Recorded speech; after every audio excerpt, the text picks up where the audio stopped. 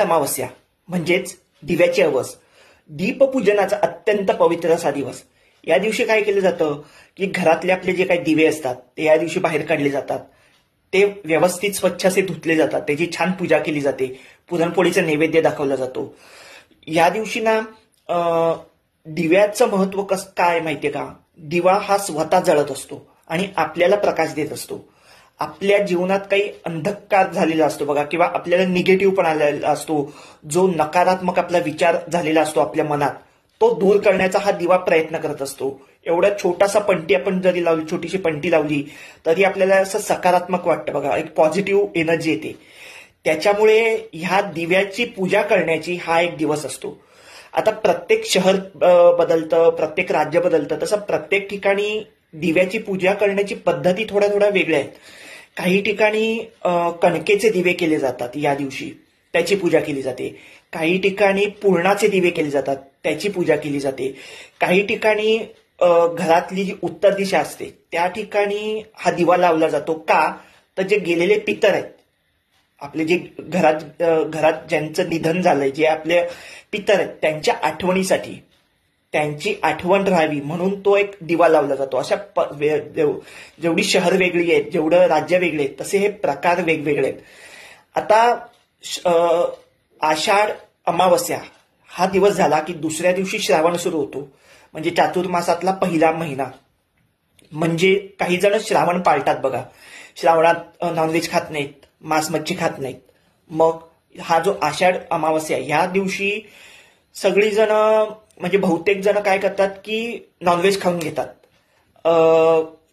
पार्ट्या करतात किंवा ड्रिंक्स करतात, दारू पितात आणि ह्या दिवशी मौज मजा करून घेतात. का? तर श्रावण महिन्यात त्यांना पाळायचं असतो, श्रावण महिना त्यांना पाळायचा असतो, त्याच्यात त्यांना काही नॉनव्हेज खायचं नसतं.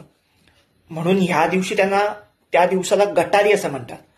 खरं बघायला गेलं ना तर हा गटारी हा शब्द नाहीये.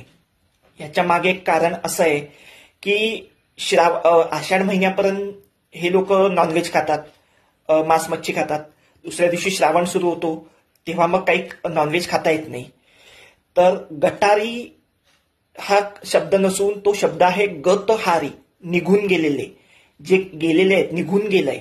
म्हणजे आषाढ महिन्यात आपण नॉनव्हेज खातात, ड्रिंक्स करतात आणि श्रावण महिन्यापासून काही खात नाहीत. म्हणजे आषाढ महिन्यात निघून गेलंय, जे नॉनव्हेज वगैरे जे काय तुम्हाला खायचं ते निघून गेलंय. त्याच्यामुळे गतहारी, निघून गेलेले हा शब्द खरा असून तो आता त्याचं गतहारी करून तो गटारी असा झालाय. पण गटारी हा शब्द चुकीचा आहे. तसा खरं हा शब्द गतहारी असा आहे. त्याच्यानंतर अजून एक असं आहे की गटारी असं म्हणण्याचा चुकीचा अर्थ का सांगतो माहितीये का आपण? गटाऱ्याचा अर्थ काय? आपण रस्त्याने जातो जेव्हा, त्या दोन्ही बाजूला बघा ना एक असा नाला असतो ज्याच्यात आपण घाण टाकतो, कचरा टाकतो किंवा नको असलेलं जे सांडपाणी वाहून जातं, ती जागा म्हणजे गटारी. त्याला आपण गटार म्हणतो ना. मग ही आजचा दिवस म्हणजे दीप अमावस्येचा जो दिवस आहे तो शुभ दिवस आहे, दिव्याची पूजा करण्याचा दिवस आहे. मग त्याचा आणि गटारीचा काय संबंध? आपण त्या दीप अमावस्येला किंवा त्या दिवसाला गटारी असं काय म्हणतो, का म्हणतो? त्यामुळे तो एक लोकांमध्ये थोडासा संभ्रम आहे की लोकांनी त्याला आता गटारीच केले. त्या दिवशी बरेच जण नॉनव्हेज खातात, धांगडधिंगा चालतो, दारू पितात, वेगवेगळे असे प्रकार चाललेले असतात त्या दिवशी. कारण दुसऱ्या दिवशी पासून त्यांना नॉनव्हेज खाता येत नसतं. त्याच्यामुळे ह्या दिवशी हे एन्जॉय करून घेतात. दुसऱ्या दिवशी अजून एक त्याची अशी प्रथा आहे की आता ह्या दिवशी अमावस्या आहे, दीप अमावस्या आहे. पण काही लोक अशी गैरसमजूत आहे लोकांच्या मनात की अमावस्या ही वाईट असते, अमावस्येला अमुक एक काम शुभ करायचं नाही किंवा घराच्या बाहेर पडायचं नाही किंवा काही महत्वाचं काम ह्या दिवशी गाठीभेटी करायचं नाही, अमावस्या आहे म्हणून. तर अमावस्या असली तरी काही शुभ काम करायचं नाही किंवा ह्या बऱ्याच गैरसमजूत आहेत लोकांमध्ये. त्याच्यामुळे अमावस्या असली तरी घाबरून जाऊ नका, पॅनिक होऊ नका किंवा अमावस्या आहे म्हणून तुमचं काही वाईट होणार नाहीये. त्याच्यामुळे अमावस्येला घाबरून जाण्याची अशी गरज नाहीये.